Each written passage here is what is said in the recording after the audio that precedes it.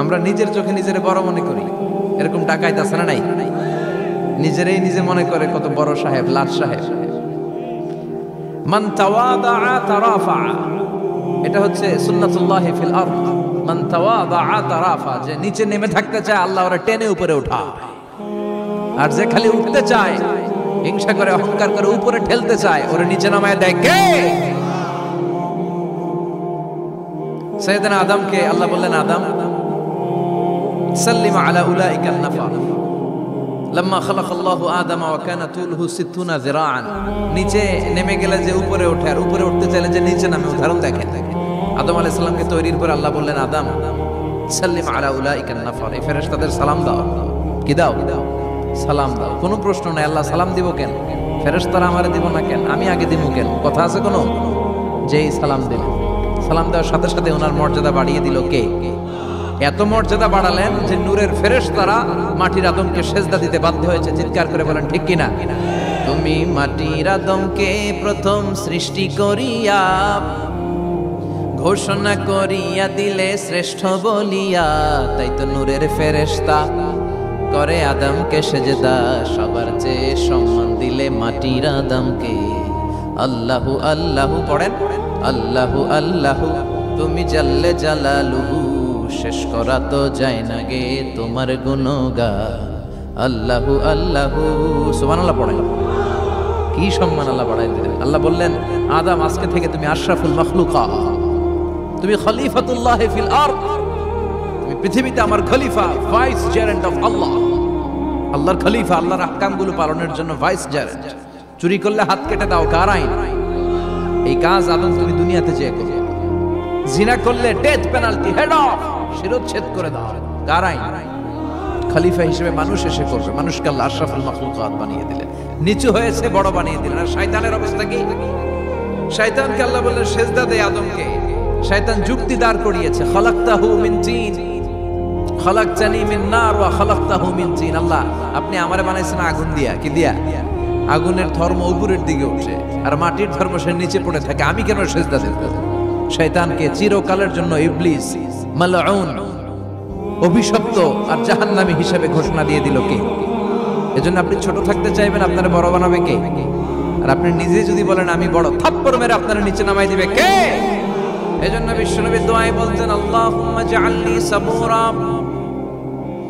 ওয়াজআলনি Sakura ওয়াজআলনি ফি আইনি সাগীরা ওয়া ফি আ'য়ুনিন নাসি কাবীরা। ও আল্লাহ, আপনি আমারে ধৈর্যশীল বানান, আপনি আমারে শুকরগুজার বান্দা বানান, আমার চোখে আমারে আপনি ছোট বানান, মানুষের চোখে আপনি আমারে বড় বানান। সুবহানাল্লাহ পড়েন। এজন্য সবসময় শুকরগুজার থাকার চেষ্টা করতে হবে। রাজি আছেন তো? যে কোনো মুহূর্তে, যে কোনো পরিস্থিতিতে আমরা শুকরিয়া করব কার? চিল্লায় বলেন কার? আমরা যেন বেশি বেশি আল্লাহ তাআলার শুকরিয়া আদায় করতে পারি। আল্লাহ তুমি তৌফিক দাও। সবাই পড়ি আমিন।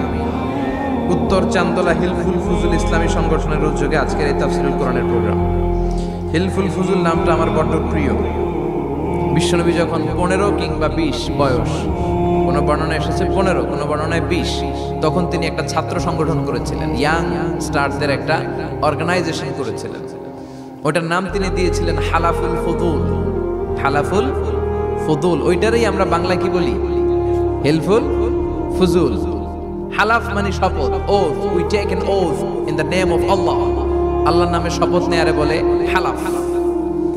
আর ফাদিলা, ফাদলুন, এগুলোর প্লুরাল হচ্ছে ফুদুল। ফুদুল মানে ভালো কাজ। ভালো ভালো কাজের উপর বিশ্বনবী যুবকদেরকে একত্রিত করলেন যে মক্কা শহরে কোনো টেন্ডারবাজি চলবে না, কোনো চাঁদাবাজি চলবে না, দুর্বলের উপর সবলের অত্যাচার চলবে না, জালিমের জুলুম চলবে না, হত্যা চলবে না, ধর্ষণ চলবে না, রাহাজানি চলবে না। মক্কা শহরটারে শান্তির শহর বানাতে হবে। যুবকরা এই দায়িত্ব কাঁধে নিয়েছে। কারা? মুরব্বীরা না, যুবকরা। যুবকদের আছে প্রাণ ঢালা উচ্ছ্বাস, অনেক শক্তি। এজন্য যুবকদেরকে ভালো কাজে আসতে হবে। যুবকরা চাইলে এই দেশের চেহারা পাল্টে দিতে পারে। এদেশে যুবক ভোটার আছে কয়জন জানেন? নতুন করে যুবক ভোটার হয়েছে 2 কোটি। কয় কোটি? 2 কোটি না? Can you imagine that? কল্পনা করতে পারেন? They can change Bangladesh, they can change the face of Bangladesh. তারা 56,000 বর্গ মাইলের এই বাংলাদেশের চেহারা পাল্টে দিতে পারে। তাদের অনেক শক্তি। এই জন্য যুবকদের এই শক্তি কাজে লাগাতে হবে। ফেন্সিডিল, গাঁজা, ইয়াবা, হিন্দি সিনেমা এগুলোর পিছনে দৌড়ানো যাবে, পর্নোগ্রাফির পিছনে ছোটা যাবে। যুবক বয়সে ভয় করতে হবে কারে? চিল্লায় বলেন কাকে? আল্লাহ আমার যুবক ভাইদেরকে তুমি তৌফিক দাও। বিশ্বনবী হালাফুল ফুদুল তিনি গঠন করলেন মক্কাতুল মুকাররমাতে। পুরো মক্কা শহরটা শান্তির শহর হয়ে গেল। সুবহানাল্লাহ। ভণ্ডামি এই দেশে আছে না নাই? তো দেল বান্দা কালমা চোরে না পায় শ্মশান না পায় ঘোরে, দিন থাকিতে আয়রে পথে ছাইড়া দে ভণ্ডামি ভণ্ডামি ভণ্ডামি ভণ্ডামি, ছাইড়া দে ভণ্ডামি। আছে না নাই? নামাজ কালাম পড়ে না ইবলিশ শয়তানের নানা। আছে না? নামাজ নাই, রোজা নাই, নাচানাচি, নাচ গান, গোসল করে না, সারা বছরে করে একবার, ওই গোসলের পানি মুরিদরা খায় ফেলায়। আছে না নাই? নামাজ রোজা করে না ইবলিশ শয়তানের নানা, ধর্মের একখান খুঁটি ধইরা কয়দিন করবা হয়রানি। ভণ্ডামি ভণ্ডামি ভণ্ডামি, ছাইড়া দে ভণ্ডামি। ঠিক কি না?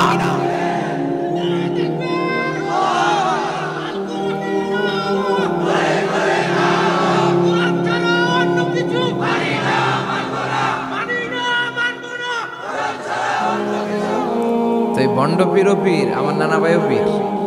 কথা কন, পীরে পীরে পার্থক্য আছে না নাই? পীরে পীরে পার্থক্য আছে, এজন্য পীর চিন্তা হবে। এদেশে এই পাক ভারতে ইসলাম প্রচারে ওলিয়া উলিয়াদের, পীর মাশায়েখদের অবদানের কোনো শেষ নাই। কিন্তু চিন্তা হবে, কোষ্টি পাথর দিয়ে যাচাই করে নিতে হবে। কারণ এই পীরের আদলে অনেক ভণ্ড এই বাংলার জমিন আছে না নাই? এই ভণ্ডদের সাথে আমাদের কোনো সম্পর্ক নাই। ওনার দরবারে আলোচনা হয়, সাইয়্যিদ কামালউদ্দিন জাফরি সাহেব যায়, আমরা যাই, দেশ বরেণ্য ওলামায়ে কেরামরা যায়, যারা হকের কথা বলে, যারা কোরআন সুন্নাহর আলোকে বলে, কোনো ভণ্ডামি নাই। যাবেন, প্রতি বছর যাবেন। আল্লাহ ডেকে বলে, গোলাম আমি হলাম গাফিরুয যামব কাবিলুত তাওব। আমার কাজ হলো ক্ষমা করা, আমার কাজ হলো তওবা কবুল করা। শয়তানের কাজ হলো ওয়াসওয়াসা দেওয়া, আমাদেরকে ভুল পথে নিয়ে যাওয়া। আর আমাদের কাজ হলো ভুল করে ফেলা, আল্লাহর কাজ হলো ভুলগুলো মাফ করে দেয়া।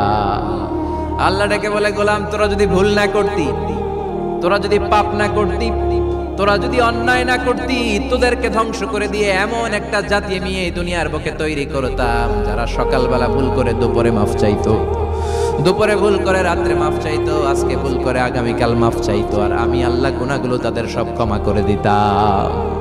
ক্ষমা করে দিতে আল্লাহর বড্ড ভালো লাগে।